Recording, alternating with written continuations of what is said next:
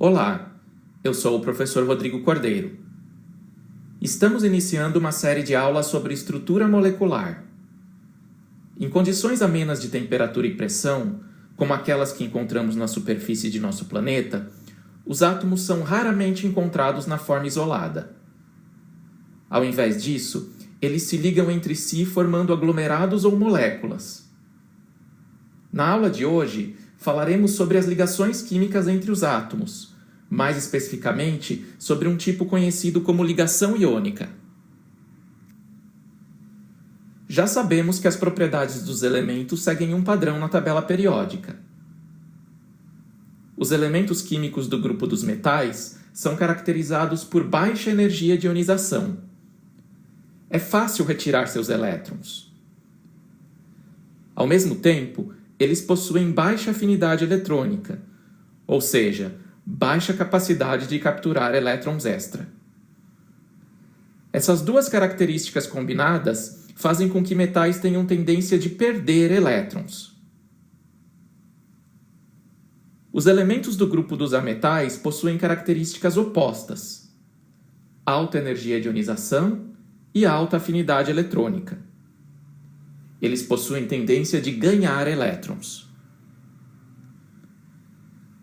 Graças às suas propriedades opostas e complementares, metais e ametais podem se combinar quimicamente. Aqui, usamos como exemplo o metal sódio, Na, e o ametal cloro, Cl. Ao serem combinados, ocorre uma transferência de elétron. O sódio perde um elétron, formando um cátion, e o cloro recebe este elétron, formando um ânion. Uma vez formados, cátions e ânions permanecem grudados uns aos outros, já que cargas elétricas opostas se atraem. Essa atração eletrostática é o que chamamos de ligação iônica. É uma força tão grande que os íons resultantes formam um aglomerado extremamente ordenado, que chamamos de retículo cristalino. A organização persiste até mesmo em escala macroscópica, produzindo cristais com faces planas e formas geométricas características. No exemplo que estamos tratando, o composto iônico formado é o cloreto de sódio, simbolizado como NaCl. Não se deixe enganar achando que cada sódio está ligado a apenas um cloro. Se você olhar atentamente para o retículo cristalino, perceberá que há vários ânions cloreto como primeiros vizinhos ao redor de cada cátion sódio, e vice-versa. A fórmula NaCl apenas indica que sódio e cloro combinam-se na proporção de 1:1 no aglomerado. Se você quiser ver na prática a reação entre sódio e cloro, acesse o link na descrição desse vídeo. É uma demonstração interessante, pois mostra a imensa quantidade de energia liberada na formação de compostos iônicos. Mas de onde vem toda essa energia? Para responder a essa questão, vamos reescrever a reação química entre sódio e cloro, respeitando a forma como os reagentes são encontrados. O sódio é um metal sólido a temperatura ambiente, formado por um aglomerado de átomos eletricamente neutros de Na. O cloro, por sua vez, é um gás composto por moléculas biatômicas de Cl2. O caminho de reagentes a produtos ocorre ladeira abaixo na escala de energia, gerando cloreto de sódio sólido e liberando 411 kJ por mol de produto formado. Por convenção, usamos o sinal negativo para indicar energia liberada e o sinal positivo para indicar energia consumida na reação. Para descobrir de onde vem toda essa energia liberada, vamos desmembrar a reação química numa sequência de passos e analisar a contribuição energética de cada um. Isso é o que chamamos de ciclo termodinâmico. No primeiro passo, um elétron é retirado do sódio. Em termos quantitativos, é necessário fornecer 609 kJ para vaporizar o metal sódio e ionizá-lo. No segundo passo, as moléculas de Cl2 são quebradas em átomos isolados de cloro. Esse passo também consome energia, da ordem de 122 kJ. Até agora, só fornecemos energia, e a reação ainda não liberou nada em troca. Mas olhe para o terceiro passo. Nele, o elétron é inserido no cloro. Esse processo libera 355 kJ de energia, já que o cloro possui grande afinidade eletrônica. Pronto, os elétrons já foram transferidos do sódio para o cloro, mas a conta ainda não fecha. Se você somar todas as energias dos passos em azul, o resultado ainda não será igual à energia global da reação em vermelho. Falta uma etapa importante, que é aglomerar os íons no retículo cristalino. Essa etapa libera uma quantidade imensa de energia, cerca de 787 kJ. Agora sim, você pode somar as energias de todos os passos em azul e chegará ao valor global de menos 411 kJ. A energia deste último passo é conhecida como energia reticular ou energia de rede. Note que a energia liberada devido à afinidade eletrônica do cloro, apesar de grande, não é suficiente para compensar a energia gasta na ionização do sódio. O que realmente favorece a formação do composto iônico e faz com que ela libere energia é a formação do retículo cristalino.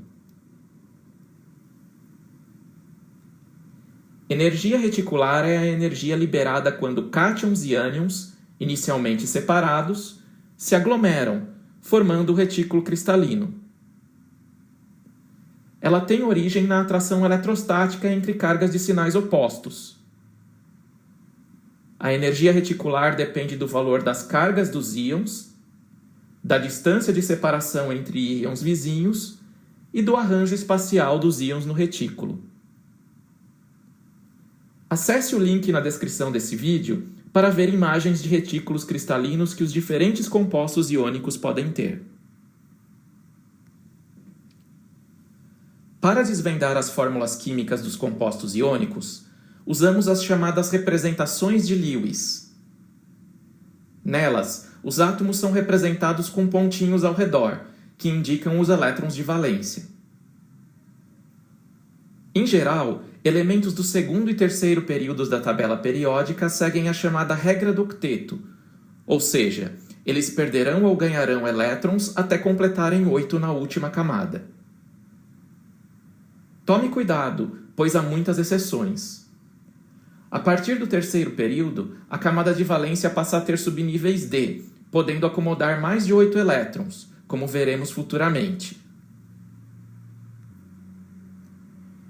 Mas por enquanto, vejamos alguns exemplos que obedecem à regra do octeto. É o caso do composto iônico formado por sódio e cloro. Começamos escrevendo as distribuições eletrônicas. Ambos possuem 3 camadas, mas o sódio possui apenas um elétron de valência, enquanto o cloro possui 7. Ao receber um elétron, o cloro completará 8 na última camada. Da mesma forma, ao perder um elétron, a última camada do sódio passará a ser a camada 2, que possui 8 elétrons também. Você consegue explicar por que o sódio não transfere um segundo elétron para o cloro? A segunda energia de ionização do sódio é muito maior que a primeira, pois o elétron viria de uma camada mais interna, a camada 2.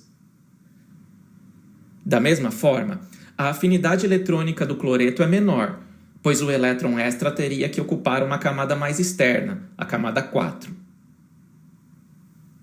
Por isso, os metais perderão apenas os elétrons da camada de valência, e os ametais não ganharão mais elétrons do que aqueles que podem acomodar na camada de valência. Para os elementos do segundo e terceiro períodos da tabela periódica, isso se traduz na já conhecida regra do octeto. Considere agora a combinação entre os elementos potássio e oxigênio. Pelas distribuições eletrônicas, temos 1 elétron de valência no potássio e 6 no oxigênio. O potássio perderá 1 elétron e o oxigênio ganhará 2. A transferência de 1 elétron completa o octeto do potássio, mas não o do oxigênio. Precisaremos então de um segundo átomo de potássio, levando à formação de 2 cátions K+, para cada ânion O2-.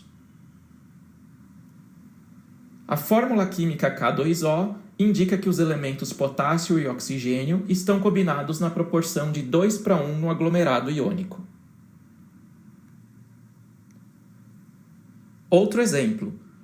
Qual a fórmula do composto iônico formado por alumínio e oxigênio? Pause o vídeo e resolva esse problema. O alumínio possui 3 elétrons de valência e o oxigênio 6. Ao receber 2 elétrons do alumínio, o oxigênio completa o octeto, mas o alumínio ainda não. Um segundo átomo de oxigênio é necessário, mas agora é ele quem fica com o octeto incompleto. Seguimos adicionando mais um alumínio e, por último, mais um oxigênio. Encontramos a proporção em que ambos os elementos completam o octeto. Serão formados 2 cátions Al3+, para cada 3 ânions O2-, e o composto iônico resultante terá a fórmula Al2O3. Estamos chegando ao final dessa aula. É importante que você tenha compreendido como aplicar as representações de Lewis e a regra do octeto para desvendar a fórmula química de compostos iônicos. A melhor forma de estudar é treinando. Essa tabela mostra exemplos de compostos iônicos com diferentes proporções entre cátions e ânions. Os casos marcados em cinza são aqueles de que já tratamos. Repita o raciocínio para os outros e confira se você chegou às fórmulas químicas corretas. Mãos à obra e até a próxima aula.